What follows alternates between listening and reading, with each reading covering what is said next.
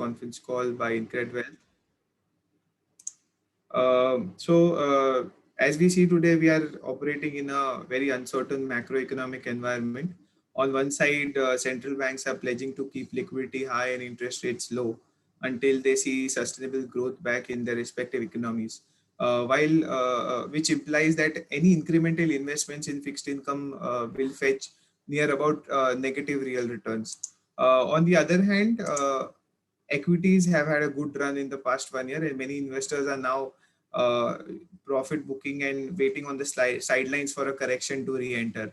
So, in such an environment, it's prudent to look at some absolute return strategies to deploy money in the interim. To put more focus on that, we have Nandik Malik. He's the fund manager for ICICI Prudential Long Short Fund. Nandik, just to give an introduction, Nandik has worked in various domestic as well as international fund management positions previously.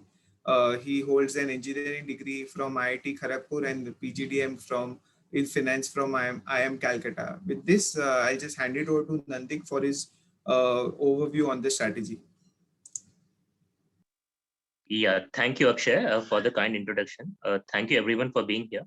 So, we are running this fund as a fixed income plus plus fund. So, the starting objective is after tax, after expenses, after all costs, investor should get at least 7.5%, 8% in hand at very low risk levels. So, what we are saying is we will run a very low risk portfolio. And even after that, investors should get 7.5%, 8% at least. Our existing investors have got higher, but let's say that is the starting point. And the reason why we are pitching this right now, and like what Akshay said, we don't see much returns in debt. And in case rates go up from here, then debt portfolio will suffer MTM losses only. Together with that, equity valuations are very high. We might see the rally continue for some more time because I think the rally could continue till Fed formally goes for a rate hike. And a rate hike might take time because these days central banks are very aligned with government, and no government would want to do rate hike earlier. So we may have a scenario where inflation in US increases and rates also are not increased. So if we see such a scenario, then possibly for the next 6 or 7 months, we could have a rally, but valuations will be even higher if rally continues, and equity will give you periodic fluctuations. Plus, there is talk of Biden introducing his tax. So in case that happens, then there could be some meaningful correction in the short time. So what we are saying is we won't give you the fluctuation, we won't give you the shock of equity markets. We will give you much higher returns, much superior returns to debt, and at much less risk levels. So this slide summarizes how we have performed. We have been live for around 2.5 years now, so almost 2.75 years. We 2 years 9 months we have been live. Uh, we have had a CAGR of around 15.7%. This 15.64% is post management fee. So post tax, most investors have got a CAGR of around 9.5, 10%. Nifty has given only 10% in the same time, and Nifty has given periodic shocks. We have not given so much of shock. So in industry parley, standard deviation is a measure of risk. So Nifty's standard deviation is around 19%. Our standard deviation is 7.4%, and it's decreasing. So which means when we started the fund, the standard deviation was slightly higher. But now we are focused on generating just absolute returns for the investor. And in calendar year 2021, for example, uh, as we speak, Nifty is up some 11%. We are up some 10%. But Nifty standard deviation is 18%. Our standard deviation is 4%. So just to show you what kind of low risk we run in the portfolio, another thing which we want to highlight is we have zero correlation with Nifty. This means irrespective of whether markets have gone up or markets have gone down, we have made money for investors, and we think we should continue making that money for investors going forward also. Uh, what are the risks involved? What are the key risks which we have in the portfolio? We take positions mainly at Nifty Bank Nifty level. We take positions mainly at Nifty Bank Nifty level, because of which we are able to turn our portfolio very fast, because daily volume in Nifty Bank Nifty futures is 50,000 crores, and daily volume in Nifty Bank Nifty options is 25, 30, 35 lakh crores at least, lakh crores.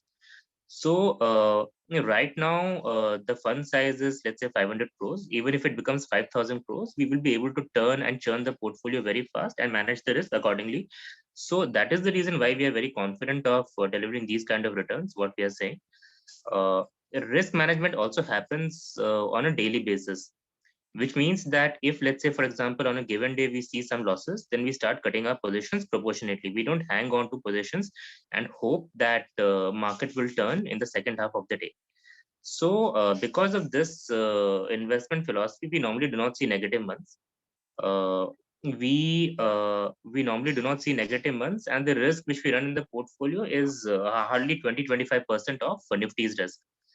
The key risk which we run, and we have kept that risk live, the key risk which we run is the risk of a sudden gap up or a sudden gap down because of an unforeseen event. Now, the kind of gap ups and gap downs which can hurt us would be something like, let's say, a 10% kind of a gap down happening in Nifty because of some unforeseen event. Uh, these kind of moves typically are very rare. So these would be once in a 20-year kind of a phenomena, because of which we have left the risk open. The other thing is, these kind of moves can happen because of known events. So what are known events? Known events would be something like elections. So let's say in 2024, the election outcome is something very surprising from what market was anticipating. Then Nifty can either go up by 10% or gap down by 10%. But managing that risk from an absolute return perspective is easier because the whole world knows that election results are going to be out on a given day. So I, as a fund manager, we as a fund house can go into the event with very light positions. So because of which, if a big gap up or a gap down happens because of a known event, that risk is much easily manageable. The main risk which we run in the portfolio is the risk of a gap up or a gap down because of an unforeseen event. What are unforeseen events? Unforeseen events could be something happening on the border. Unforeseen events could be something happening in political space. Unforeseen events could be something happening very strange, which no one would have ever thought of. So if such an event were to happen, because of which, let's say, markets were to go up suddenly by 10% or come down by 10%, that is the only risk which we're carrying in the portfolio. Between the two, managing a sudden up move in the market is easier. Uh, I will give example of corporate tax cut day to highlight the point. Most of you would remember that the moment finance minister was finished with a speech in the afternoon at 1 o'clock, most participants would have made a guess that Bank Nifty and Nifty should go up by 10%. But if you remember how markets moved from 1 in the afternoon till 3:30, Bank Nifty went up, for example, by 5.5%. It closed the day 5.5%, 6% higher. The next day, it opened 3% gap up. And from that gap up opening higher level, it climbed a further 2%. So a move of around 10%, 12% was covered in roughly 1.5, 2 sessions. The point I'm trying to make is, if something very good, something very surprising were to happen in the market, then market takes time to absorb that information. Market takes time to absorb that information. Market will take its own time while going up. So we, as a risk management unit, get time to orient our positions accordingly. Whereas, let's say if something reverse were to happen, something very bad were to happen, let's say finance minister would have announced a rate hike, the fall in the market would have been instantaneous. So if something like this happens on an overnight basis, then that is the live risk which we're carrying in the portfolio. Uh, then let's say Nifty could be down 10% and we could be down somewhere around 4 to 4.5%. We might be down lower also, because we normally do not carry so much of overnight risk. So there is a chance that something like this happens, and we might be down only 1%, or we may be positive also, depending on how our positioning is. But if such an event were to happen, then we could see, I'm not saying we will see, we could see that 4-5% single days M2M loss, but we should be able to recover from that very fast, because after that, the option premiums would go up a lot. And after that event, we should be able to have a market neutral position and make money by selling Nifty, Bank Nifty, calls and puts both. So even if such an event were to happen, we should be able to recover from that pretty fast. Uh, and if such an event were to happen, even your bond portfolio will take a hit. Because if such an event were to happen, the corporate bond spreads would spike up, the Indian interest rates, the G-Secs would go up, If something like this happens, the MTM losses which you have on your bond portfolio would also be significant. So it's not any extra risk that we are carrying in the portfolio, but that is the only risk which we have kept open, because it would be, in our opinion, if you have to make an estimation, once in a 20, 30 year kind of a phenomena, because this would be a sudden down move because of an unforeseen event. Other than that, we had a long discussion with InCred team. They had a very hard due diligence. So we explained to them how all the other risks are taken care of. We don't have stock concentration risk. So many of our competitors, when you say long short, what many people do is they have a portfolio of stocks that they are long, and they may have a portfolio of stocks that they are short. So the risk when you do something like this is, what if both the legs go wrong? So we don't have that kind of a risk. What we do is we take slight directional positions on the market based on how strong or weak market looks like and how strong or weak macro looks like. So, for example, most of you would appreciate, and that's what our research also suggests, that let's say there is a decent rally happening in equities. Let's say there is a 5% kind of a rally happening in 1 month. Typically, that will happen together with rupee being very stable and interest rates being stable or going down. We typically will not see a rally happening and interest rates also going up and rupee also under pressure. And similarly, if let's say markets are correcting, we typically will not see rupee being stable or interest rates going lower. So what we do is we look for this alignment, we search for this alignment. Whenever market looks strong, and market looks strong, our definition is Nifty is going up and the broader market is participating more than Nifty, which would be Nifty is going up, but mid caps, bank Nifty is outperforming Nifty. So whenever that happens, together with Nifty being together with rupee and rates being stable, we take some directional positions on the market on the long side. And whenever the reverse happens, that is when a correction happens. And in a correction, let's say Nifty is falling, but Bank Nifty, mid caps, broader market is falling more. Rupees under pressure, rates are going up. Then we take some directional short positions on the market. We do not leave too much of overnight positions open, because of which the risk of a massive gap up or a gap down is low. We may suffer some minimal losses if, let's say, market opens by 2% either side and we are caught on the wrong side. But those losses are part and parcel of the strategy, and they should be easily manageable and navigable. The only risk which we run in the portfolio is, like I said, sudden move, because of which, let's say, Nifty tanks down by 10%. But other than that, I think all the other bases are kind of covered. And that is the reason we are very confident saying that post tax, post fee, post everything, investors should get at least 8% in hand.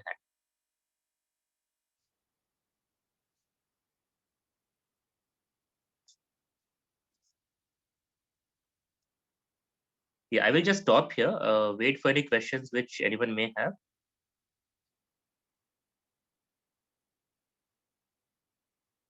And then you can continue and go with the flow till the end. Yeah, so if you can go back to the PPT. Yeah, so you were showing how the monthly numbers are. So what we do is we manage risk on a daily basis or a monthly basis. So a few months which I would want to highlight, March 2020, for example. March 2020, Nifty was down 24%. We were down some 2.5%. We were short in March. We were slightly short in March. We could have been positive in March also, 2020. But the reason why we are down is because there were 2 days in which lower circuit got hit. If you remember, there were 2 days in which lower circuit got hit. The first day lower circuit got hit, the same day Nifty recovered 14% and closed 4% positive. Now, when we saw such a move in Nifty, we decided not to continue with the shorts. So that is how our risk management system works. Another month which I want to give an example of is November 2020, in which Nifty went up by 11%. We were almost flattish. So this 17 paisa, all the numbers which you're seeing here are post-fee numbers. So pre-fee, we were almost flat, and post-fee, we had that 17 paisas loss. The reason why we had that loss in September is because in November is because there were two events which happened in November. So the first one was American elections, and the second one was Bihar elections.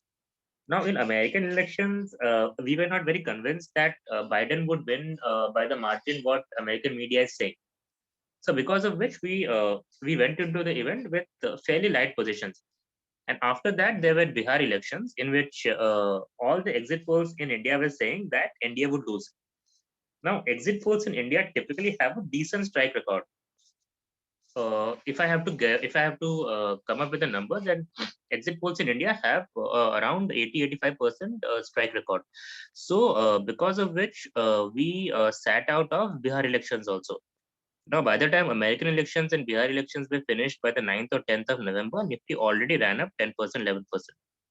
So these 2 months, I think, give you a fair idea of how we manage risk. The first month tells us what we do if we see too much of fluctuation, and the second one gives you an example of how we manage events. Other than that, if you will see, irrespective of whether markets have gone up or gone down, we have made money.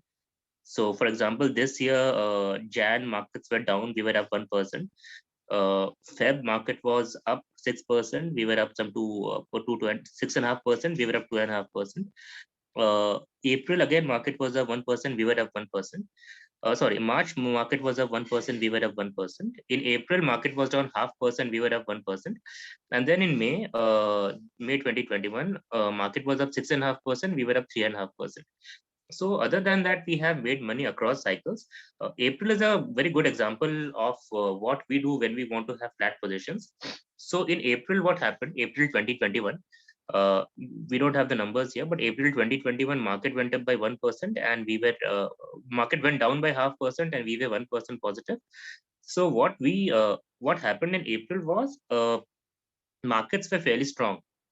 So it was telling us to be long the market, but together with that, rupee had gone from 73 to 75 in a very short time, because of which our macro signals were telling us to be against market. So we had a market neutral portfolio. We had sold calls and puts both, and we made almost 1% when Nifty was 0.5% down by being market neutral itself. In May 2021, Nifty was up 6.5%. We were up 3.5%. In May, again, market signals were strong. Market was in no mood for a correction. And the rupee, which had gone from 73 to 75, was showing signs of retracement. It came back from 75 to 73, which in our framework showed that macro is also improving, as in macro signals are also improving. So we took some directional long positions on the market, not much, net 20-25 long positions in market in May. But we could make almost 0.5% of the upside, almost 50% of the upside by tactically playing options. So this is broadly what we do. We take very low risk. Our risk at portfolio level would be hardly 20% of market risk. And even after that, we are able to generate around 14%, 15% number post fee, which after tax should give you at least 8% in hand. So I think I'm finished with my part. We'll just wait for any questions which you may have from your end. Thanks a lot, Nandik. Thanks for the brief overview. We have all participants can put their questions in the Q&A box, and then Nandik can address those. Nandik, we'll start with the questions here. So explain August and September 18 performance comparison. That's one question. So when we were running the fund in the initial few months, we were running the fund as a equity plus fund, which means the focus was on generating alpha. So when the focus was on generating alpha over Nifty, we had to leave larger overnight positions, because of which the risk in the portfolio also was higher. Now what we do is we are running the fund as a fixed income plus fund. If you turn the PPT on, there is one slide in which we are showing how the risk in the portfolio has gone down over time. So when we started the fund, the standard deviation of the portfolio was around 10%. Then in 2019, it came down to 8%. In 2020, it came down to 6%. Standard deviation is a measure of risk. The lower, the better. And as we speak, in calendar year 2021, the standard deviation is around 4%. So all that has happened is going from a fixed income, going from an equity plus framework, where the focus was mainly on alpha generation, in which let's say the fund is happy if market is 30% down, but the fund is only 2% down.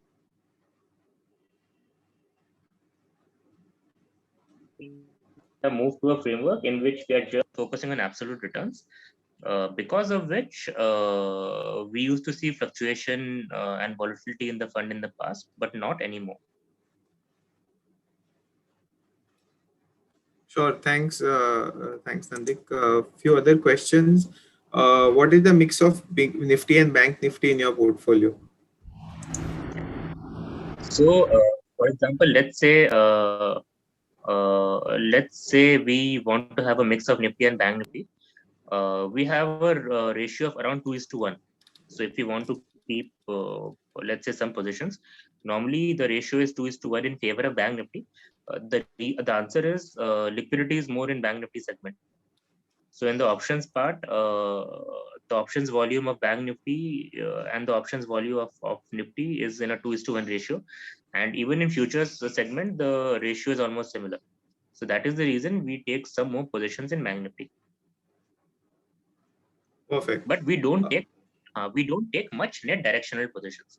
So more often than not, it's market neutral with slight directional positions. Sure. One more related question was more stock specific. So, do you take any stock specific calls or only deal in Nifty Bank Nifty? You addressed it, but maybe you'd like to reiterate again. No, so we don't take any stock specific calls. So roughly 10-15% of the portfolio we do take in stocks, but those would be all the Nifty stocks in exactly the same proportion as they are present in the index. So then that 10-15% taken together starts behaving like a Nifty quasi ETF. So you may see stocks in our portfolio, but then they are not stocks per se, they are a replication of Nifty. So no stock selection bias, no concentration risk on stocks. Sure. That leads to the next question, which is explain the concentration risk and what is the your risk limit for this.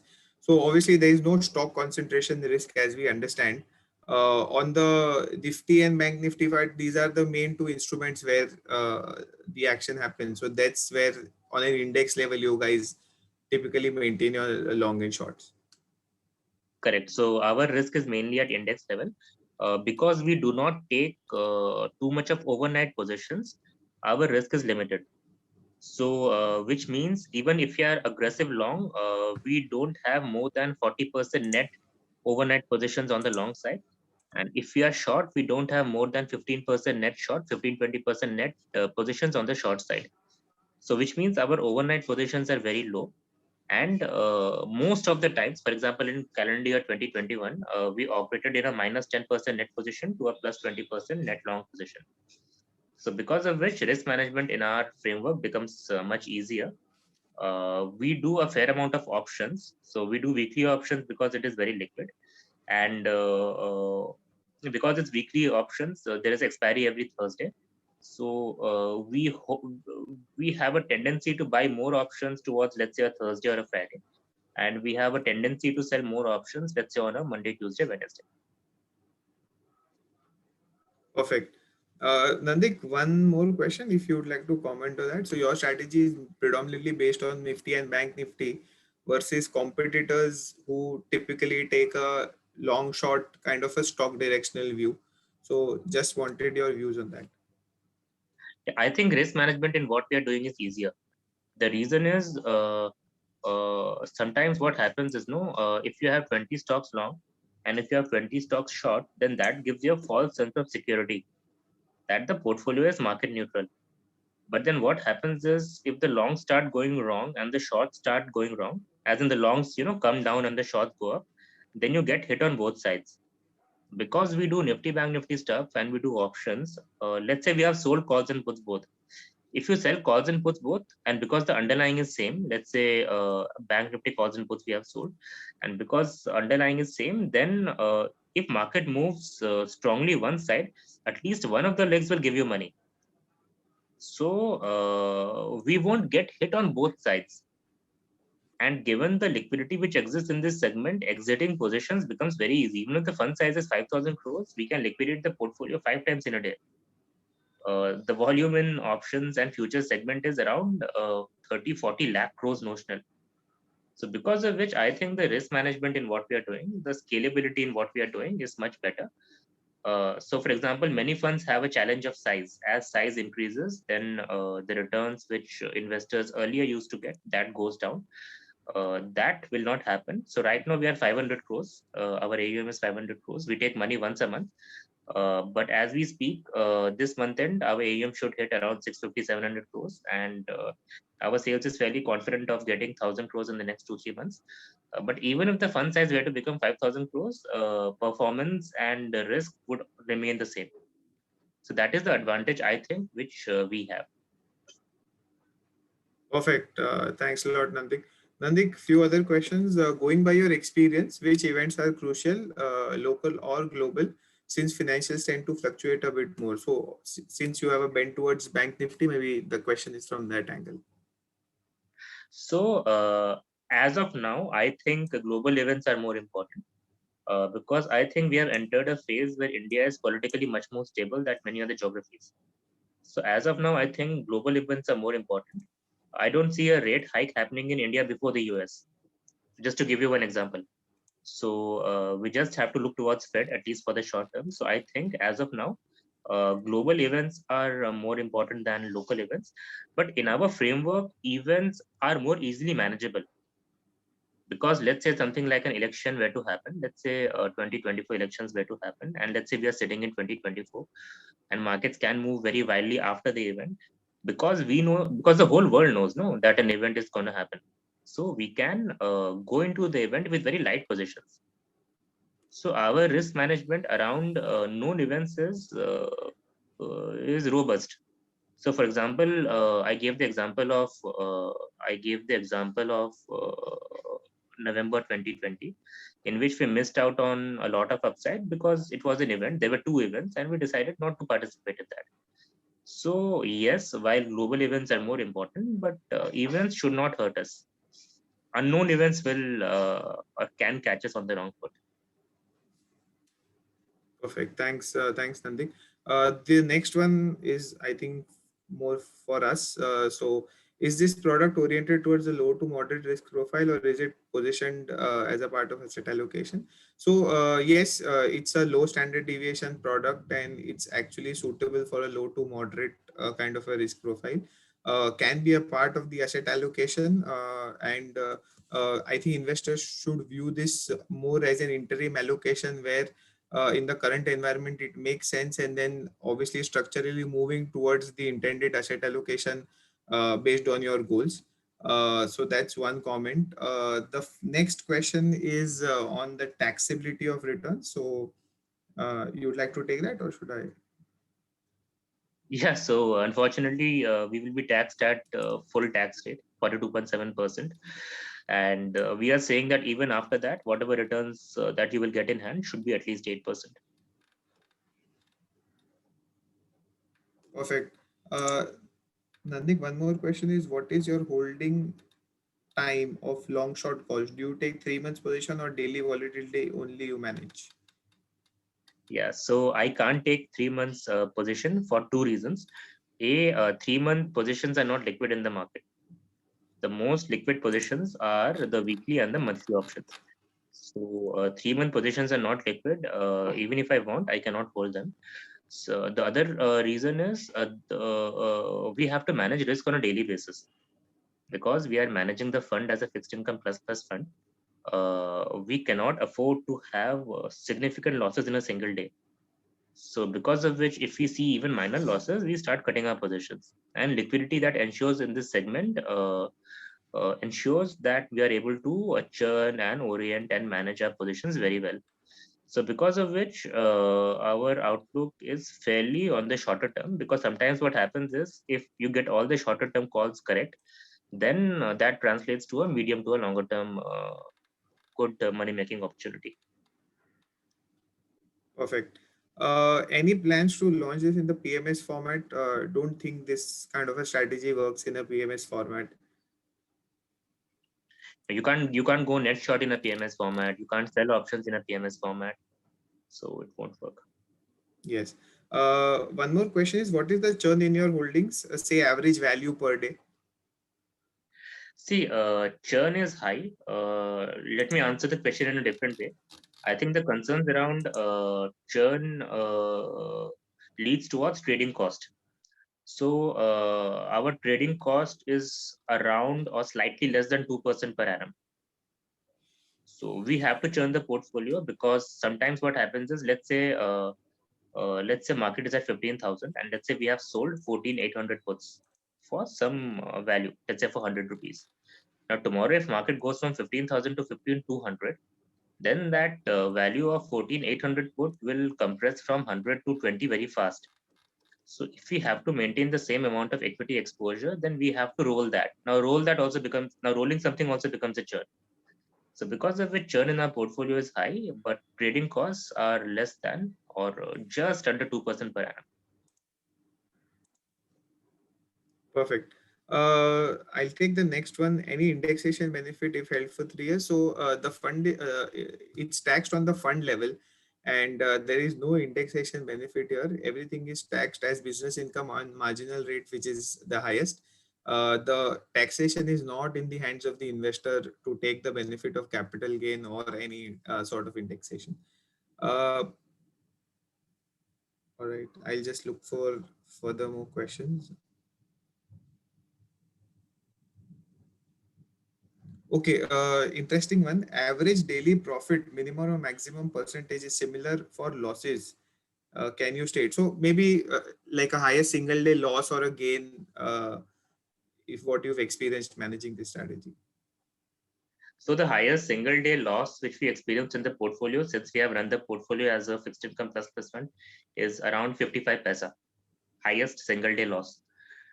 The highest gain which we have made in a single day is around 1.2, 1.3%. Okay.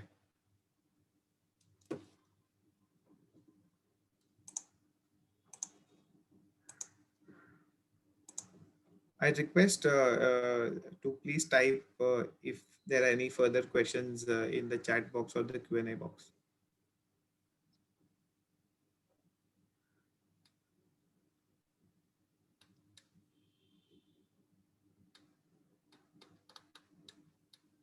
See, we should be able to navigate risk around this very well.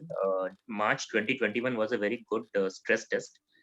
Other than that, surprising event which takes market down by around 10%, we should be happy managing risk around every other eventuality. Perfect. Sheel, Srinath, you can ask your question. yeah, please go ahead.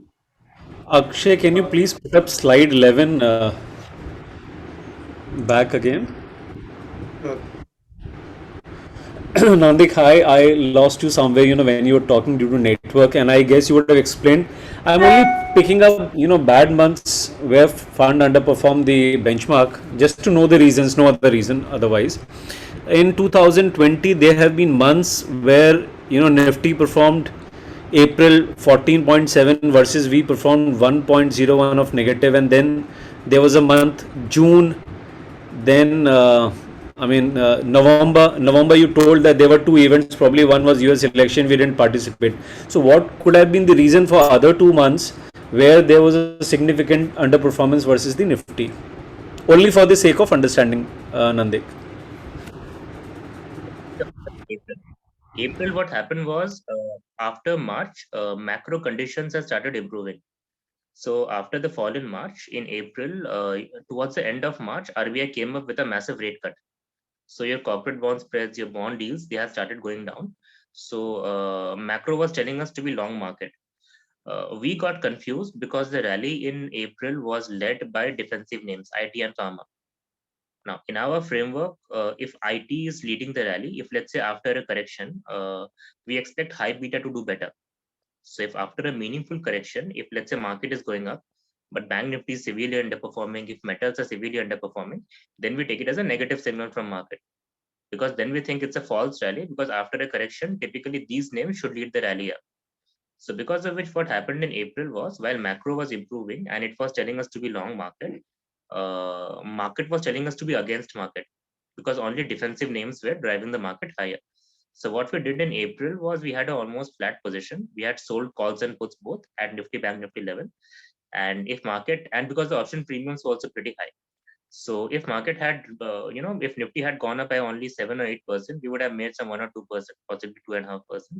But because it went up by 14%, we had to lose some money in managing the risk around the calls that we had sold. So that is what happened in April. So after April, when Bank Nifty, metals, everything started participating on the way up, then we also started capturing the upside. So for example, in December, market went up by 7-8%. We were up 3.5%. Then there were other months also. August market went up 2.5. We were up 2.5. July market went up by 7.5. We were 4.5. So other than that, whenever beta has participated on the way up, we have captured the upside. Great. Thanks, Nandik.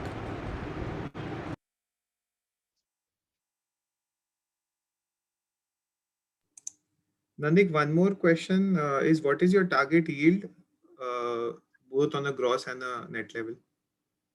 So what we are saying is on a net level post-tax, it's 8% per annum. On a gross, so that would translate to somewhere around 14% per annum post-fee. But the way in which we operate is something different. What we target is not to have negative months, because what we have understood and what we have realized after designing the strategy is, if you don't have negative months, then those 2, 3, 4% months, they keep coming. So that is the framework with which we start the field, because if you're able to maintain that, the 8% net kind of a target, that's easily achievable. So for example, this year we are up some 10% in 5 months. This is pre-tax. So you can guess the numbers, but on an official level, on an official platform, we are happy committing 8% post expenses and tax, which would translate to somewhere around a 14% number post management fee. Thanks a lot. Next question is actually a great question. An investor coming in for 4 to 6 months into a fund, would it be appropriate for the investor? What's the minimum time horizon that you would like an investor to stay in the fund? See, all the investors who have come when the fund have not exited, and they have just given us more money.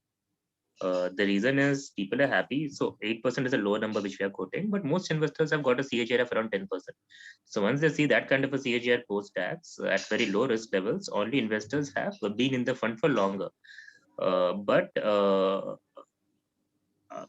if you ask me whether investor should be in the fund for only 4 or 6 months, while he can, I think one main reason why the investor is coming to us is also because the way debt yields are and the way equity valuations are. Now, I don't see that problem easing in the next 3 or 4 months.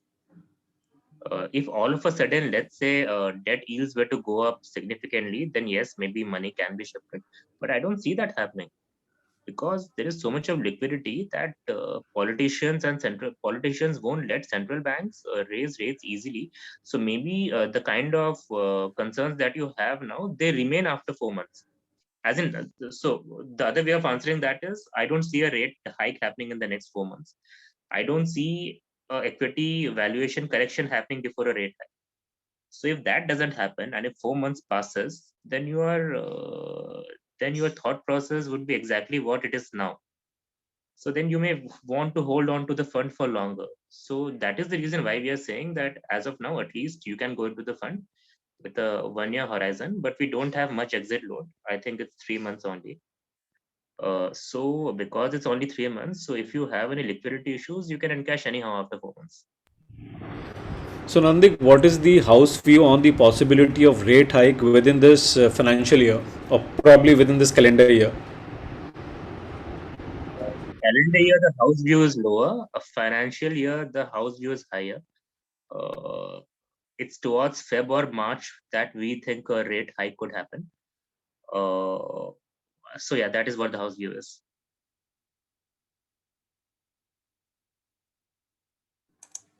Thanks, Nandik.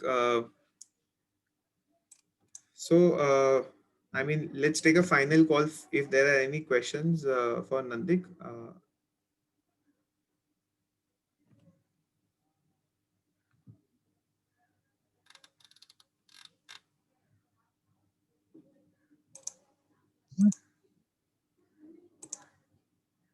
So Nandik, I don't see any further questions. Would just like to see if there are any closing remarks that you would like to leave us with.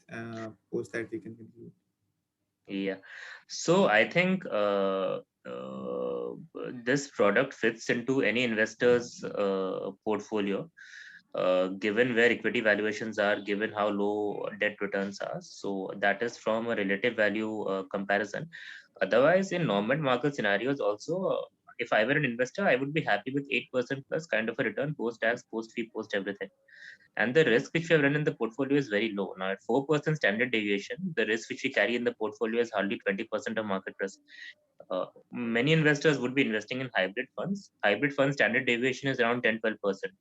So even compared to a hybrid fund, our standard deviation and the risk which we run is less than half. So fairly safe portfolio. You can equate this to debt allocation or even hybrid allocations, and we are fairly confident with that 8% kind of a number which we quoted post tax, post everything.